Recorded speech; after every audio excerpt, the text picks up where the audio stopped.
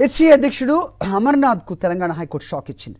Hyderabad cricket association అధ్యక్షుడిగా అమర్నాథ్ను తొలగించాలని ఆదేశించింది. గత హెచ్సీఏ ప్రెసిడెంట్ జగన్మోహన్ రావు జైలుకి వెళ్లడంతో అమర్నాథ్ను అధ్యక్షుడిగా నియమించింది హెచ్సీఏ అంబుడ్స్మెన్. అయితే ఈ నియామకం చెల్లదన్న హైకోర్టు మళ్లీ ఎన్నికలు నిర్వహించాలని హెచ్సీఏ సెక్రటరీకి ఆదేశాలు జారీ చేసింది హైకోర్టు.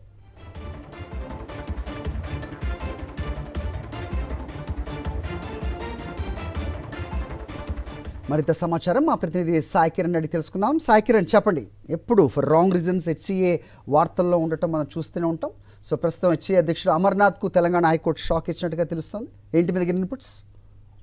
సారీ, హెచ్సీఏ ప్రస్తుత ప్రెసిడెంట్ గా ఉన్నటువంటి అమర్నాథ్ కు హైకోర్టు షాక్ ఇచ్చింది. అయితే గత ప్రెసిడెంట్ గా ఉన్నటువంటి జగన్మోహన్ రావు పలు కారణాలతో అతను జైలుకు వెళ్ళిన తర్వాత అతని మీద ఓడిపోయినటువంటి అమర్నాథ్ ను అంబుడ్స్మెన్ నియమించాడు HCA Hyderabad cricket association president గా. అయితే ఈ నియామకం చెల్లదు.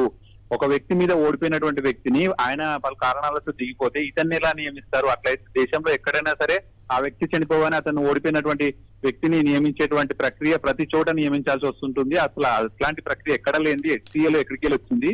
ఓడిపోయిన వ్యక్తిని ప్రెసిడెంట్ గా నియమించడం ఏంటి? ఒకవేళ అతను జైలుకు వెళ్తే మళ్ళీ కొత్త ప్రెసిడెంట్ కోసం ఎన్నిక నిర్వహించాలి. మిగతా సెక్రటరీ, జాయింట్ సెక్రటరీ, ట్రెజరర్ వీటన్నిటికీ ఎన్నికలు నిర్వహించారు. వాళ్ళందరూ కూడా జైలుకు వెళ్లి వాళ్ళ కారణాలతో. బట్ ప్రెసిడెంట్ కు మాత్రం ఎన్నిక నిర్వహించకుండా వాళ్ళంతా ఒక కుట్ర పని, కొన్ని క్లబ్స్ కావచ్చు, కొంతమంది దీని వెనకాల మంత్రులు, వీళ్ళంతా కూడా అతన్ని అమర్నాథ్ నియమించారు అని చెప్పి హైకోర్టుకు బాబురావు సాగర్ అనేటువంటి వ్యక్తి వెళ్ళాడు. సో హైకోర్టు దీనిపైన విచారించి అతని ఎన్నిక చెల్లదు, తక్షణమే అతన్ని వైదొలగాలి, అతన్ని వెంటనే ఆ ప్లేస్ లో మళ్ళీ ఎన్నికలు నిర్వహించాలని చెప్పి సెక్రటరీగా ఉన్నటువంటి జీవన్ రెడ్డికి ఆదేశాలు జారీ చేసింది. అయితే ఇంకా ఇప్పుడు పదవీ కాలం ఇతన్ని కూడా 3 నెలలు మాత్రమే.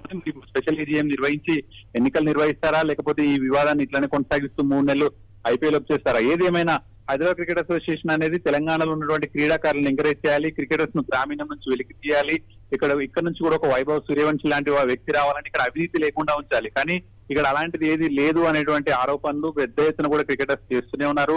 ఇట్లాంటి వివాదాలు కొనసాగుతూనే ఉన్నాయి. సో ప్రస్తుతం అయితే హెచ్సీఏ ప్రెసిడెంట్ గా ఉన్నటువంటి అమర్నాథ్ మరి తొలగించాలని హైకోర్టు అయితే ఆదేశాలు ఇచ్చింది. మరి ఈ ఆదేశాలను పాటిస్తారా, లేకపోతే ఈ వివాదాన్ని ఇలాగే కొనసాగిస్తూ 3 నెలలు కాలయాపన చేస్తారా చూడాల్సి ఉంది.